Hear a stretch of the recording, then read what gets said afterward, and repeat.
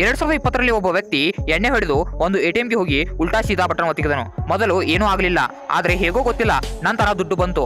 ಆದರೆ ಅವನ ಅಕೌಂಟ್ನಿಂದ ₹1 ಕೂಡ ಕಟ್ ಆಗಲಿಲ್ಲ. ಅವನು ಮತ್ತೆ ಬೆಳಗ್ಗೆ ಬಂದು ಅದೇ ರೀತಿ ಮಾಡಿದ, ಆಗಲೂ ಕೂಡ ದುಡ್ಡು ಬಂತು. ಅವನು ಹೀಗೆ ಮಾಡ್ತಾ ಮಾಡ್ತಾ 1.5 ವರ್ಷದಲ್ಲಿ 10 ಕೋಟಿಗಿಂತ ಹೆಚ್ಚು ದುಡ್ಡನ್ನು ತೆಗೆದು ಖರ್ಚು ಮಾಡಿಬಿಟ್ಟ. ಇದರಿಂದ ರೋಷಿ ಹೋದ ಅವನು ಇದನ್ನು ಗೌರ್ಮೆಂಟ್ನವರಿಗೆ ತಿಳಿಸಿದರೆ ತನಗೆ ಬಹುಮಾನ ಕೊಡುತ್ತಾರೆ ಎಂದು ಯೋಚಿಸಿ ಒಂದು ಚಾನೆಲ್ ಹತ್ತಿರ ಹೋಗಿ ಎಲ್ಲವನ್ನು ಹೇಳಿಬಿಟ್ಟ. ಗೌರ್ಮೆಂಟ್ನವರು ಅವನಿಗೆ ಬಹುಮಾನನೂ ಕೊಟ್ಟರು, 3 ವರ್ಷ ಜೈಲು.